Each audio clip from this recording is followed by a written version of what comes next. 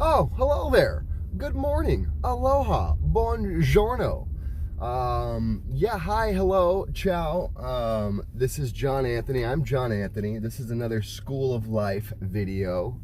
Why School of Life videos? You know, I started doing these when COVID first started, as a way to keep some sanity and just to share some stories. A lot of people were posting all these positive how-to videos, and I learn more from my failures than I do my successes. So anyways, my good friend and mentor Ike Shahada has his School of Wealth. I created the School of Life. Anyways, so without further ado, this is a delivery volume. I'm John Anthony. I'm a father of 3, ex-military, business owner, entrepreneur, investor, you know, jack of all trades and master of none.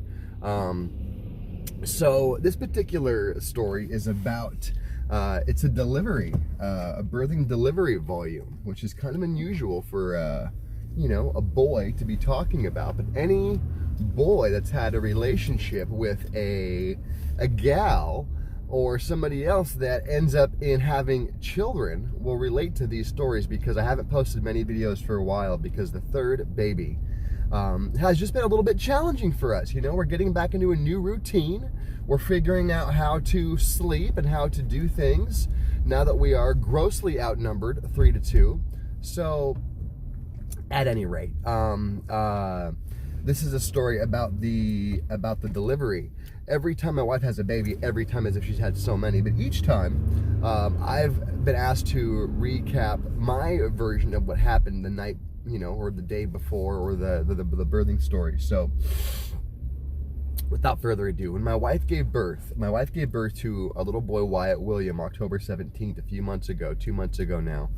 And the night before was a Friday, and she was, you know, basically having contractions all day. She was having mild contractions, you know, whatever, and she was just trying to keep account and whatnot. Well, in the evening time, after the kids laid down, our two oldest, I was just rubbing her back and just keeping her, you know, try to be as comfortable as possible, as she was kind of laboring at home a little bit. And then finally, around, I don't know, 1:30 or so, she's like, okay, stop rubbing me, we gotta go. So I was like, oh my goodness, you know, sweet Christmas candy canes, it's about to go down.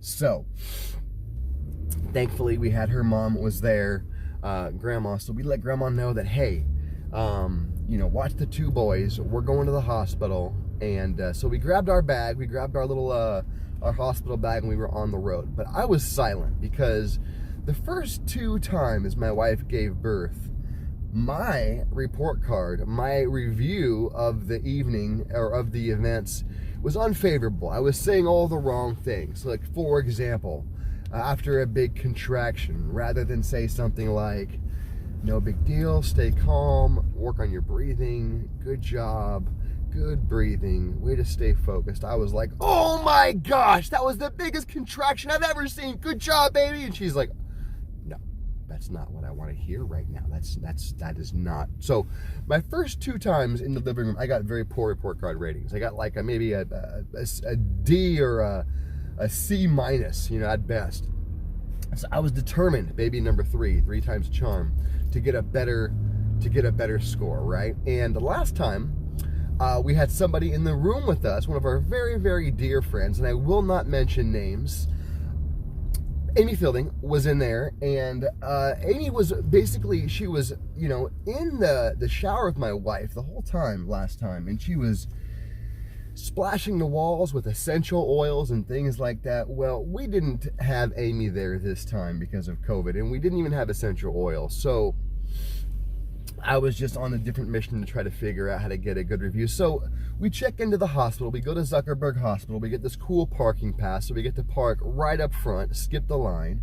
And so we do all that, and she checks in, and she's, you know, going through the process, and like, okay, well, we have to put her into an isolation room because of COVID for about an hour, and make sure she's going through actually in active labor. So I was like, well, she's obviously in active labor. It's her third kid. She knows what she's doing, but we had to follow the protocol. And so I waited into a little lonely room, about an hour or so. My wife went through all of her testing to verify that, in fact, that she was in labor.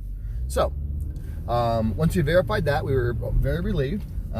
She was dilated about 4 centimeters or so at that time. And so I was allowed to come in, and you know, as I was walking in, my wife was in the middle of a contraction, and there was a lady, a nurse lady that was in there, and I noticed that she was squeezing my wife's like hips, kind of like right above her butt area, right above like her hips and her pelvis area. She's kind of squeezing and putting pressure on there.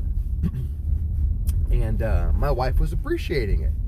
And the lady said, yeah, you know, with a girl this small, you know, the baby's trying to split her apart, trying to, you know, open up her pelvis so she can give birth. And so that pain of the pelvis kind of adjusting during that dilation is quite painful for girls, you know. And so squeezing of the hips allows that pressure to happen without it feeling like she's going to split in half, right? So that was my move the whole time. I stuck with that move the whole labor experience, about 2 hours. She had a quick labor, about 2:30 to 3:30 or so, 4:30, maybe about 2 hours or so is what the whole experience was.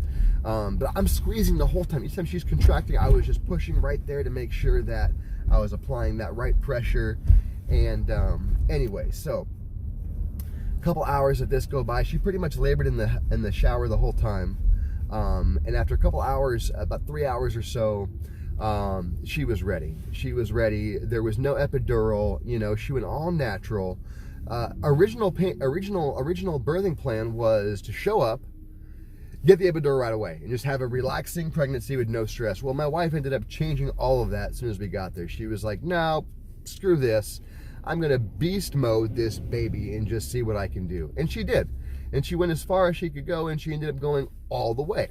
So this is a way different birthing experience, though. San Francisco is all about women being raw and natural. Our first 2 kids were born in Mercy Hospital in Shasta County, and it was very, very different in regards to the way they approach the whole experience.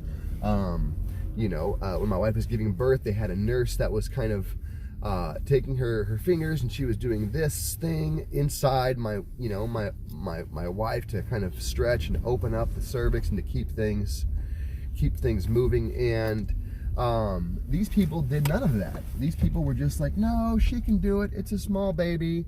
She doesn't need that. And we're like, oh, okay. Well, they did it before.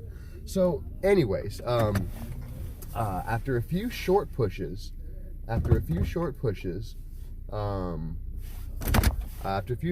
she basically was ready to go.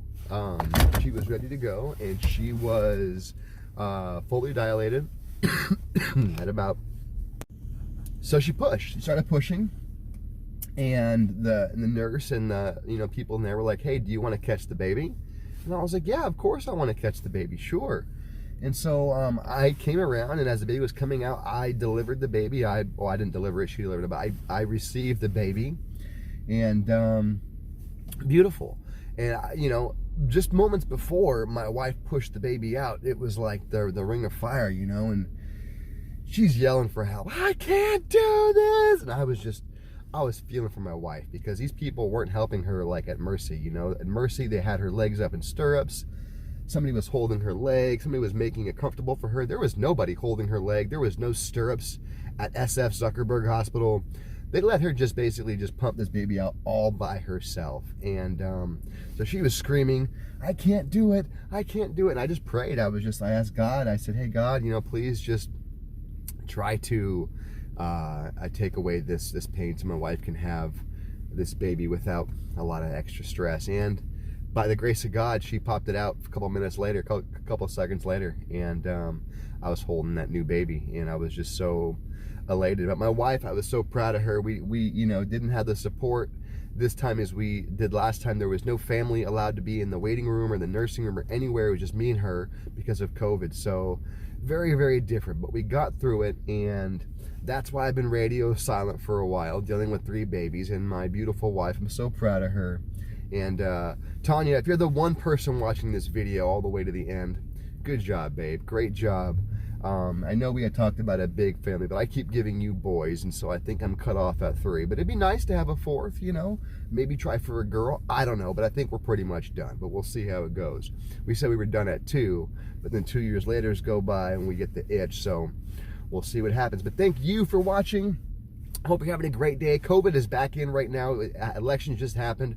Trump lost the election, fighting it, crying about, I don't know, scams or whatever. Coronavirus is back in full force, another wave, but they launched the Pfizer vaccine last Friday. So for those of you who are taking it, I encourage that. For those of you who aren't, hey, you know, make your best decision, live your best life. All right, guys, thank you for watching School of Life Delivery Volume. Stay tuned next time for more shenanigans and nonsensory.